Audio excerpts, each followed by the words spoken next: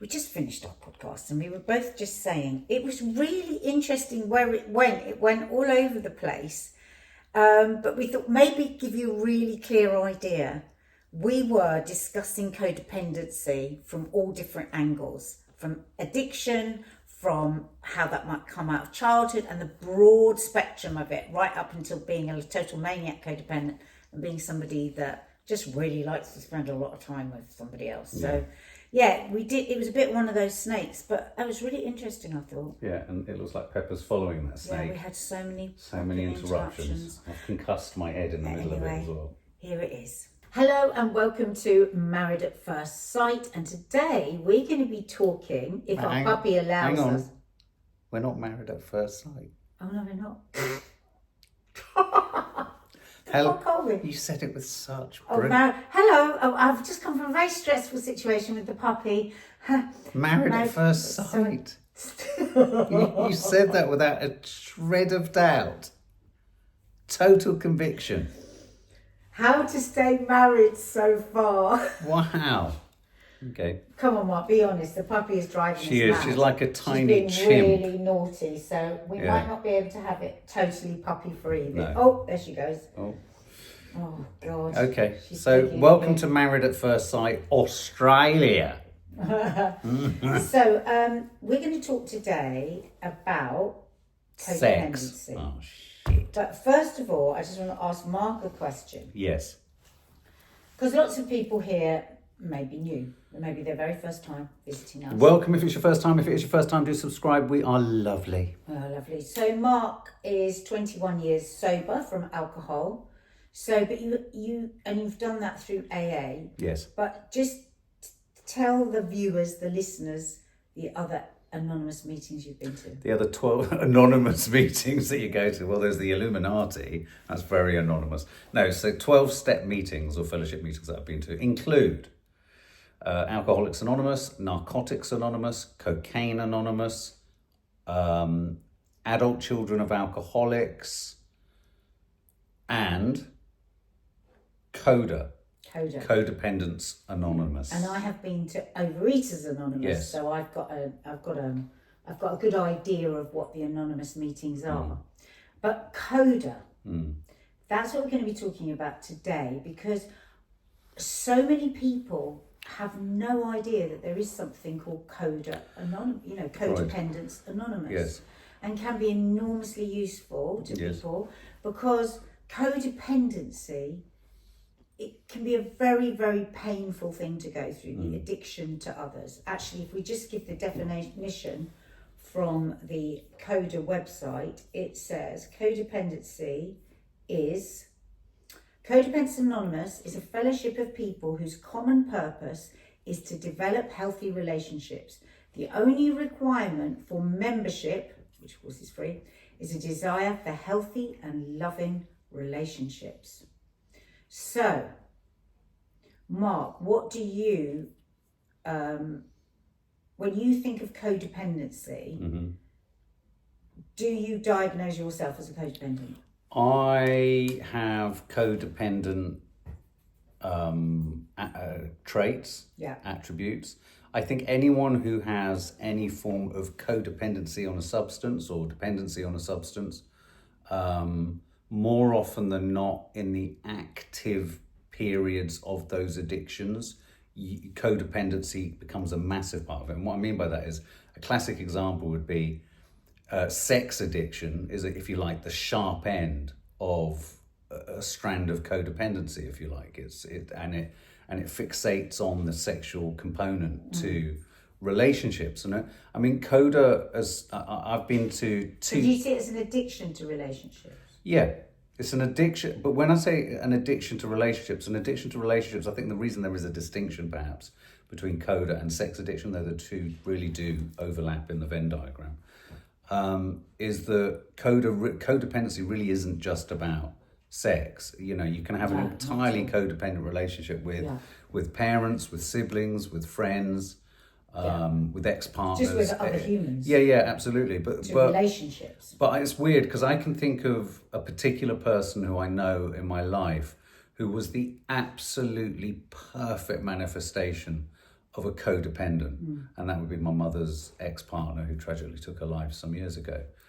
She was the true meaning of the term codependent, and for me, quite a useful grab on codependency to kind of sit it alongside obvious things we can all understand about food, we can understand about drink, and even the addiction aspect of anorexia. You know, it's an addiction too. You know, restricting food, etc. The codependent thing, what really kind of makes it concrete and understandable to me was I only have to think of, bless her, bless her, I got on with her very well. She's a very troubled woman, and Liz, very fond memories of her. It didn't matter who the person was for her. So whilst, of course, predominantly it was my mum, I noticed very early on this weird compulsion that she had this overbearing need and literal dependency on people, but it bore no relationship to the individual personality of the person. It was bizarre. And yet it had to in some way, because she wasn't just attaching herself to anyone in the street, but well, they would have their preferences, but they can't have the preference. They're going to have somebody. Exactly, but none of her need of that person, and often in her case it was my mum, obviously, it was an on and off relationship. None of her needs, say, of my mum had anything to do with the particular needs, wants, desires. She wasn't interested in whether my mum was interested. You know, that's where it can get to in a bad way, is that you are literally, and we've said it in arguments too, and that's why I think I can look back and think of times where for me, you want me, but you need me, or you want to be with me, you like the idea of me. I just think that a lot when we got together. I was really dubious about the feelings that you were saying that you had for me, because I felt like, maybe it was as the relationship went further on, I felt like, it was a real need. It felt like an addiction to somebody. And I used to say to you, didn't I, if I walked out the door now, it would be somebody else in a week. I used to say that all the time. But that was around the time where I felt very I was in the grip of substance addictions too. And I think what happens is, it's almost like, imagine that even on a substrata spiritual level, your body, your mind, your soul knows, even if you're not declared and you're still in denial, say, with drink, and you're an alcoholic, you cling more to the relationship as the kind of orientating kind of aspect, the anchor of your life. It must come from around, I mean, within it, just like all addictions, there is, those traits of low self-esteem and then ego getting in the way of that as a protection, and they're all familiar traits, aren't they, in whatever you're addicted to. I mean, they do say, just what is your chosen drug, and how do you... You're all treated in the same place, weren't you? In rehab, did you have codependents in your group in rehab? Yes, absolutely. And we had a sex addict, and we had someone who ended up going to CODA meetings when we all went to... And the woman who was... the woman who would go to the CODA meetings, and I've been to 2 CODA meetings in my time, and I have to say, of all the 12-step recovery meetings I've been to, it was the most... What's the way best? I don't want to... The way I'm going to describe it isn't what it is. And what you have to understand is, even when you're a recovering alcoholic or an alcoholic in the early days of sobriety, it's a real struggle to come out of denial. And one is forever looking for difference, and for the reason why I'm different. Right down to, even in recent years, I'm going to a more regular AA meeting now. And in fact, last night I was just talking about the fact that even after 21 years of sobriety, when one thinks one can do it one's way, this way, I'll pick and choose this, that's the ego kicking in and sort of saying, I'll do it, I'm a bit different, I'm a bit special, not in a horrible way.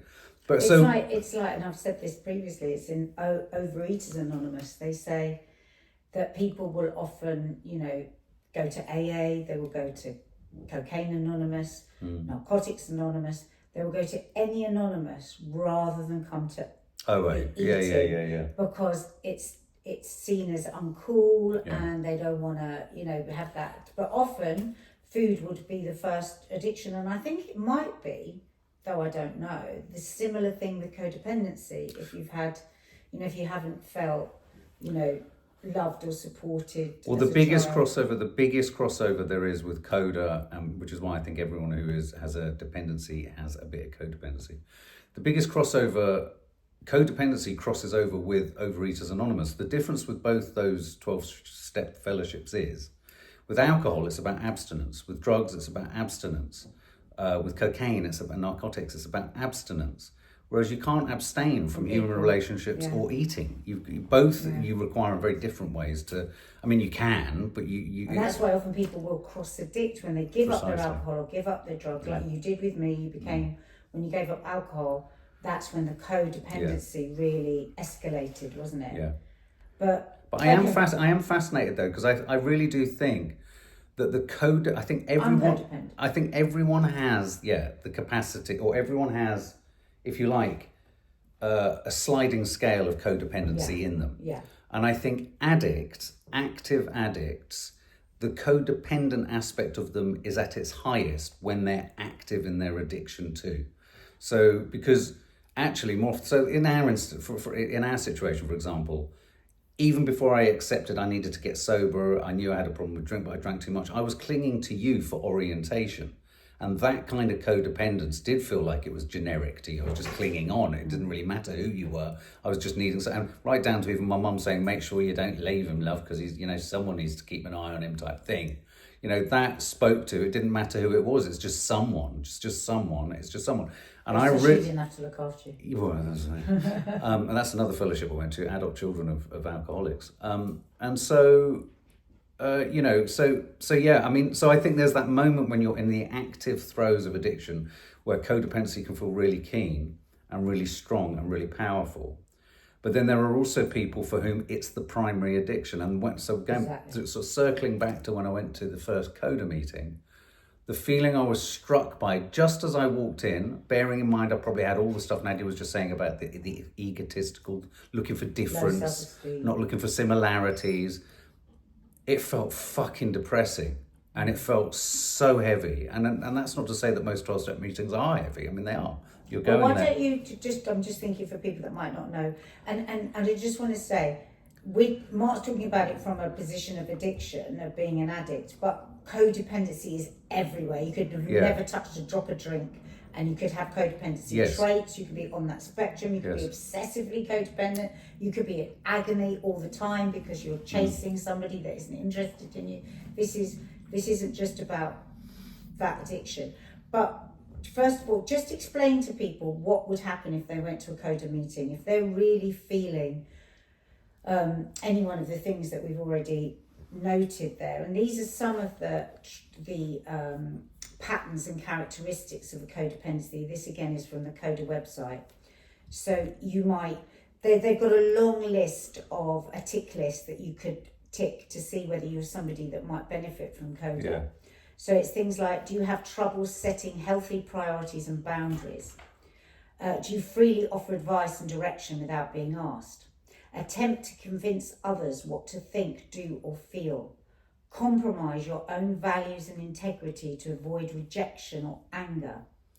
Put aside your own interests in order to do what others want.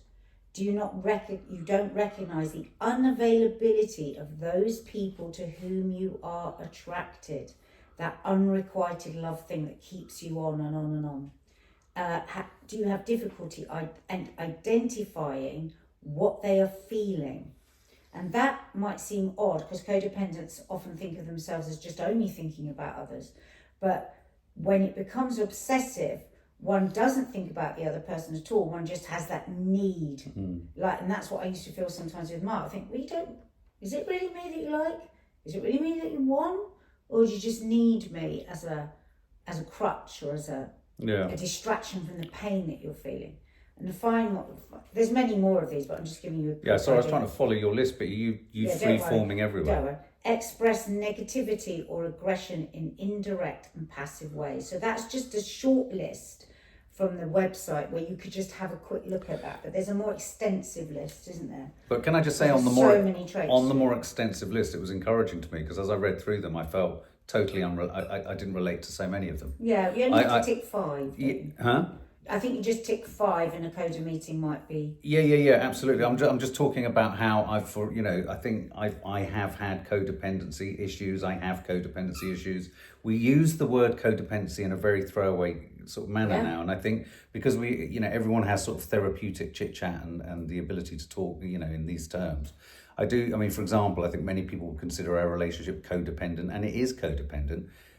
In the fact that we actually quite enjoy doing a lot of things together. We do a lot of things together. We work together, etc., and we like the same things. But it doesn't mean we only do. I remember the same when you were things in together. the Priory and they were giving the families and friends a sort of discussion around different kinds of addiction, and they were talking about codependency. That's our puppy squeaking the elephant, but it was keeping her off from nibbling my knees. And that's not a euphemism, squeaking the elephant. You're going to have to listen to the elephant squeaking.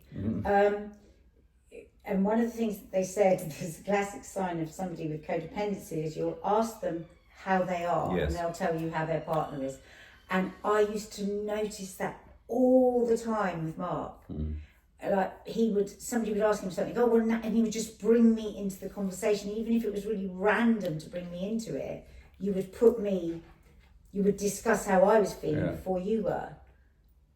I agree. But ironically, I can't remember who I was talking to recently. It was a friend, not foe. It wasn't like a troll or anything. But I remember someone saying, I think it might have been at the do we were at the other night. She said, it's so nice the way Nadia uses you, references you in nearly everything. And it struck me because that was somebody that watched Loose Women. Yeah. And so sometimes I worry actually on your behalf that I must be a pain in the arse to so many people when you're like, well, Mark says and Mark thinks. Well, no, because Loose Women often. No. I get that. No, you're right, and that it's but like. I do think via you all the time. Yeah, and I think I'm very codependent. But I think I'm via you. always thinking of somebody else, and in a way, if I'm really honest, that is to avoid myself sometimes. Yes. Not always. But you do it with everyone, because even when I feel that I've been less needy with you, I almost see you, and this is an interesting bit of therapy for you, I see you almost, if you were AI, you almost malfunction a little bit. It's like you haven't got the usual fix mode that you can go in for me. Or it's not needed of you in that instance, and then you might turn to, and because you're a naturally caring, Jesus Christ, because you're a naturally caring and compassionate and caring, you're empathetic and you want to help, and you've got that natural carer in you. I see you get disorientated sometimes when you've got nowhere to throw that, because actually you're left faced with yourself and your own yawning. Yeah, I'm getting better at being faced with myself. Quite like just looking after myself. No, I get it. For many years, I just couldn't. And I know where it comes from. Right from when I was a kid, that was my label that I was given. That my oldest sister was very, very shy, and I was the middle sister, and I was the one that would put myself forward because my oldest sister was so shy that I would cover for her all the time. We used to have a lot of big family gatherings that she didn't like, and then I started to get the label like, Nadia always looks after people. And my mum, right from when I was small, said, I know if we ever, Nadia would be the first one to come and help us if we were elderly or we were this and that. So I grew up with that label. And then it was very, very hard when Mark went into the Priory. And then I was diagnosed as a codependent, more or less. And we were both told we were codependent, and that this thing that I thought was nice about me, I was left feeling was somehow wrong about me. And so we tried for a little while not to be codependent, didn't we? And then we just thought, this is quite boring. Well, no, I mean, I've got to a point where I see it as a real badge of honor. I mean, I think of you as my best friend and my wife, and I just think, I'm just very lucky. You've got many, many best friends. I've got a couple of best friends. And I just think, wow, aren't I lucky? My best friend is also my wife. She also drives me fucking mad, and none of it's perfect. But if people want to call it codependent, sometimes, and I've talked quite overtly and emotionally and angrily about this, I look at many relationships where they would probably say, I think we have a perfect balance here. And I look at it and I go, that is not for me. I couldn't have that, but I couldn't have such a formal or polite. Yeah, if you're happy with formality and politeness, that's great. No, I think if you're happy with your level of codependency. Yes. But a lot of people won't. But obviously, that's not the kind of codependency we're talking about. No. We're talking about the kind of codependency that tears a person. No, so going back to that first meeting, and going back to that first meeting, and again, the reason I'm using language that sounds judgy is because it speaks to the truth. I can Yeah, only 'cause talk you were about judging yourself. I only went to 2 meetings, so my lasting memory was of that judgment I had, and that judgment was because I didn't have enough sobriety myself. I was still in the ego. I was still judgy. I was a perfect sober person. This isn't for me. This is, all that sort of stuff. But This is for unhappy people. yeah, this is for unhappy people. But my God, it was a place for people who were deeply struggling with being able to. And if there's anything, I can't remember the individual shares of individual people in there. But one of the kind of headlines I remember coming out of there with was the sense of a gluiness and stickiness and enmeshment in every single share or story or experience everyone was talking about in there. An agonizing inability. A little bit, there's a movie, any movie fans out there, there's a film called Together, and I really pause with me on this one now. It's a horror film. It's a body horror film, probably the least likely film you'd ever watch. It's, for me, one of the cleverest horror films made in the last 10 years because it found a new area of horror. It's a horror film about codependency. And it's about a marriage, and it turns into physical. And yet, the physicality of what I saw in that horror film, for any film fans out there, it's great. That's what I witnessed in the Coda meeting. Not in physicality, but the descriptions of enmeshment were agonizing. Their inability to, I can't remember the specific stories, but it would be things like, it was a real manifestation of, say, someone would be talking about something about their experience of their week, and none of it was theirs. It was all mediated through another person. What they didn't say to them, what they did say to them, how they didn't relate to them, how they might have said something very banal, and it destroyed their week. Yes. And so and these were just and all I kept hearing was, that's a normal relationship. And so parts of it chimed with me, and I'm being brutally honest, I thought, hang on a minute, I'm a fucking alky and a narc guy. I'm not this. Yeah. But so much of it was true, and so much of it is applicable to so many of us. Yeah, that's very much in the longer list of this. I think that comes up with, I compromise my own values and integrity to avoid rejection or anger. I'm hyper vigilant regarding the feelings of others and take on those feelings. So that's what you're talking about. It's like every little interaction is questioning how that might impact on the other person, this need. And it's not just a sexual relationship, this could be a friendship. And maybe, if you think back through life and somebody starts to get a bit like, clingy, they're getting so annoying. I said I'll call, but I'll call tomorrow. And you, if you're not a codependent, you might hear something in this where you think, oh my God, was that what was going on for my, my friend Sue back then that was driving me out? She was a nice person, but then it got a bit crazy. But we can probably all think of those relationships, friendships, work colleagues, where a neediness is there. Someone needs, absolutely, but also you are sort of curiously aware that, wow, this is intense and needy, but it doesn't feel like it's speaking to any part of who I am. Yeah. It's about, I'm just a silhouette of a person who happens to be here feeding. And I think there's an interesting component to this, which you mentioned before we started recording this. The idea that it would be easy to equate enmeshment with empathy. And ironically, when I think back to the person who Lizzie, who was incredibly codependent, a lot of what was driving her connection, and I felt it come from her towards me at times. She was in my life from the age of 19. She was never and I don't mean this in a horrible way, she wasn't actually interested in how I was feeling. She wasn't actually interested in how things were affecting me. She could indulge it and connect and feed herself on some part of it, of the drama of what was going on in my life, because there's always drama in my life. But I always felt this strange dislocation of, it's not really about me. It's about the nature of the problem. As you're saying that, I'm feeling all those times I felt that with you. It's really weird. Oh, wow. God. And somebody that's really close to me, that I think more we're talking, the more I think, my God, that's so this person. There's like this intensity, but there's no real follow through.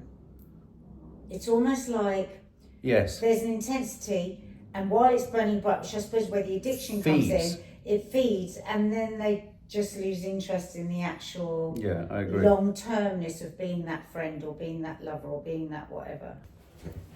Oh, call it. Ow! Oh, smash my forehead. Oh, Oh God, guys. What with the puppy, the TV, the postman. Can we please do this in future in a fucking studio like everybody else? God almighty. right on the corner. Well, what a stupid thing to do. I didn't do it on purpose. Fucking, I'm bleeding. Good. Right, back to the podcast about codependency. Oh, the puppy now's breathing her breath on me. So, God. in that instance, for example, if someone had gone through the process of banging their head, it would be more important what the other person was feeling about that than the person who's banged their head.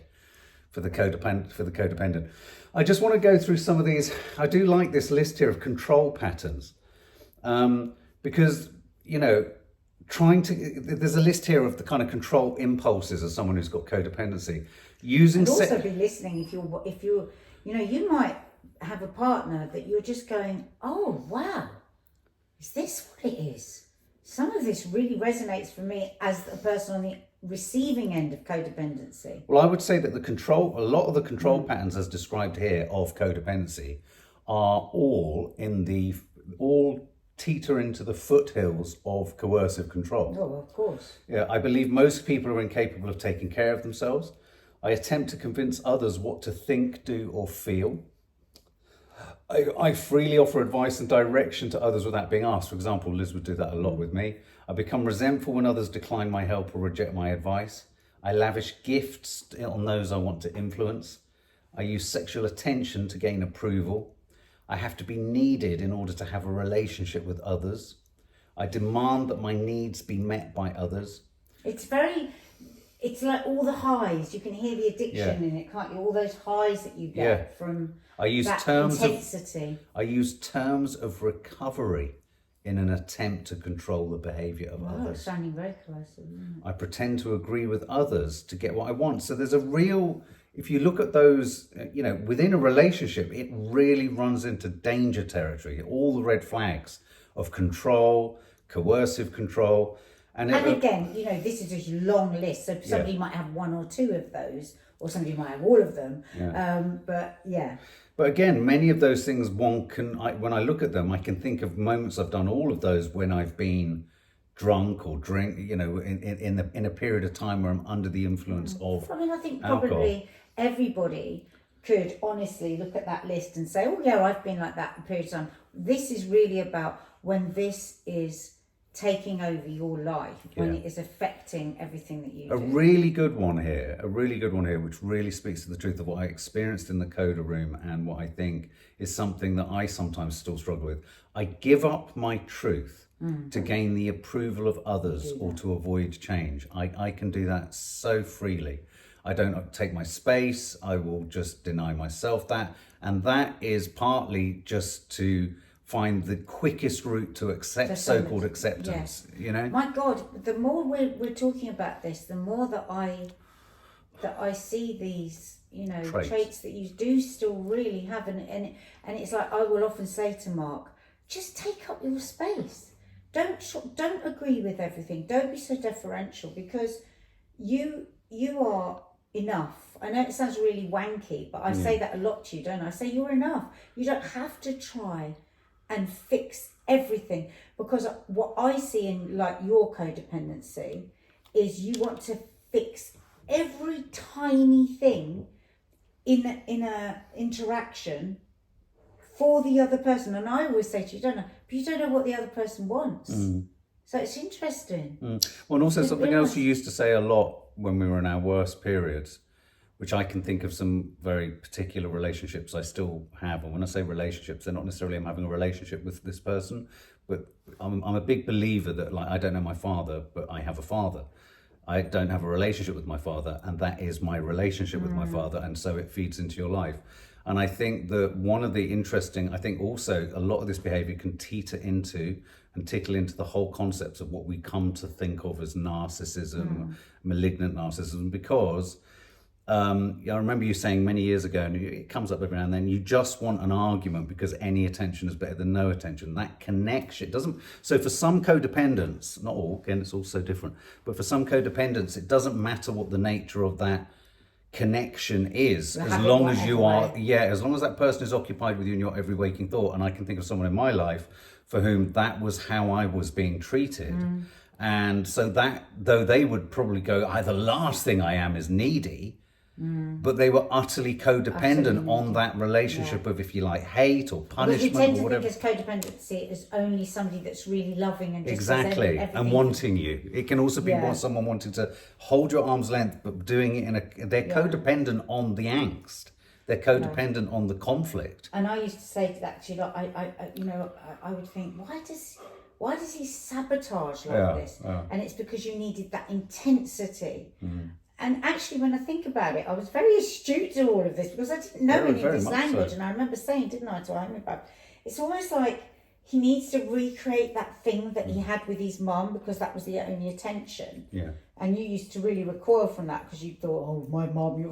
But there was something in that. It's like we're looking for the relationships that we didn't have, that were dissatisfying as children. And I can totally... It's so clear to me where your codependency has come from because you were really neglected emotionally so much as a child, and I wasn't. I had a dad that really loved me. I had a mum that was really present. So though I'm codependent, it's codependent in a different way. Yeah. It was more of a label than out of neglect, where I think yours was really out of neglect. Yeah, but also, and I think those kind of experiences when you're a child, I often look at it now as a superpower. I know when I'm asked, why are you being so sensitive, or are you all right? And I'm asking people if they're all right and what have you. It's because actually as a child, I was forever orientating myself. I was more aware of countless different weird people's intentions, emotional kind of darknesses, weirdnesses, blends, fury. That actually, when I ask generally, are you okay? Or if I'm checking in, it's because I have a hypersensitivity, not because I don't understand any of it. God, this is all coming back to me now. When I say to you, can you stop asking me if you're okay? Because you're asking me if you're okay. Yeah. And it used to really drive me mad because I didn't have understanding of it. It just felt weird. Well, but also... It didn't feel authentic. No, but and also... I think that's what's really sad for somebody that is codependent. I think often it is coming out of a place of insecurity or fear. Totally. But what happens, how it feels to the other person is just like inauthentic. Well, and also I spent most, and I'm not saying this isn't like a, cry me a river, but I spent most of my childhood, all I spent emotionally, I spent most of my time playing, but I spent most of my time emotionally working out what people were feeling.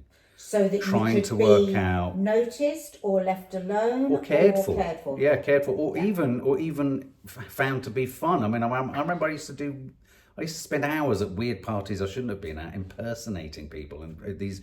Just remember the buzz of all these all these adults off their tits on spliff and God knows what were roaring with laughter, and I would just keep going until I collapsed. It's very weird.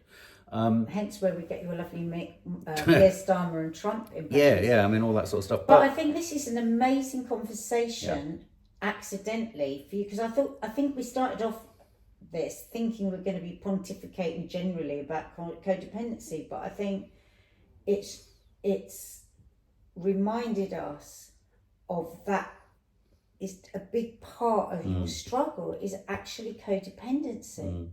And isn't it interesting that you only went to 2 meetings and then you ran away from them because it was too painful to Well, and face? also, but the great thing about general 12-step fellowships, and I will say this in their favour, and I'm back in a regular meeting, I'm loving it. I feel connected to it. I've made connections with people there. I said last night, suddenly I feel like I have a home meeting. A lot of this stuff comes up. I mean, people think you sit in an AA meeting talking about alcohol. You don't. You talk about your life. You talk about what's going on, and all of that is relationships, really. But I would like to just sort of say again, finally, on that, I really want to say and would like to say to the family that when I am worried about what people are feeling, it's because I still sometimes struggle when I can't quite read the obvious signs of what something. You're just going through your own internal thing. It's not born of wanting to control, wanting to know, needing to think it's bad, or, which I know is an easy one, and we've got out of this now because we've had fewer arguments, It's not about me wanting to put myself centre stage in the equation, but it's a definite overhang from a child surviving and often not being able to ask. So the fact that I can ask is a luxury, because I wanted to ask everyone what was going on and I couldn't ask anyone. I never knew what was going on. It was really scary. So on some level, sensing something's shifted in someone, of course people shift. Of course you can be standing over there 1 minute and completely everything changes for you. But I think also it's that scary. thing that can come across as like egotistical. But when I think about it more and more, you know, where you always wanting to put yourself into the conversation or into the situation in some really quite half-hearted way. It's not even like you really want to, but it's almost like a habit, because you never felt like you were actually wanted in any situation. Yeah, maybe. Because you had a mum that was always like palming you off and didn't, you know, she had her own shit going on and her own addictions and all of that. To be the child of an active addict is a very isolating, lonely thing. And confusing. Where a child who's not getting parented because their parent is distracted with their addiction is having to make up all the rules and protections and boundaries themselves. It's no wonder it gets fucked up along the way. You know, that was your survival. But this is why I never give up on you in saying you're not having to survive now. You can thrive more. You can have that. You have got that resilience. You don't have to be fighting all the time and like on high alert. You know, you can move more and more towards a more peaceful existence. And the way to start with that is with people you don't, start with this one. With people you do not know, start to not give a shit what they think about you. Well, increasingly it's harder don't. with people you know, and that's a harder, but I do think that's a big thing with codependency, is that hypervigilance on what everyone does think about you or could possibly think about you a year down the line. It's exhausting. Yeah. It's exhausting. It's like the Patrick Suskind book, Perfume, isn't it? He wanted to be, he Yes. managed to get the scent of such a love that he got torn to shreds. I mean, what are you after here? Being pulled apart by everyone? No, you don't. You don't want You that. do all the damage Yeah, no, to I do. yourself. Yeah, Nobody absolutely. need to do anything to you. It's like I always say, come on, trolls, have a go, because I've already said it to myself. You can't do better than my own troll in my own head. There you go. Thank you very much, guys. Thanks for listening. God knows where that conversation started or ended up, and it did go off on one of Well, I it. concussed myself. I had a conversation with the postman, and Pepper was very annoying with a squeaky elephant. But there you go.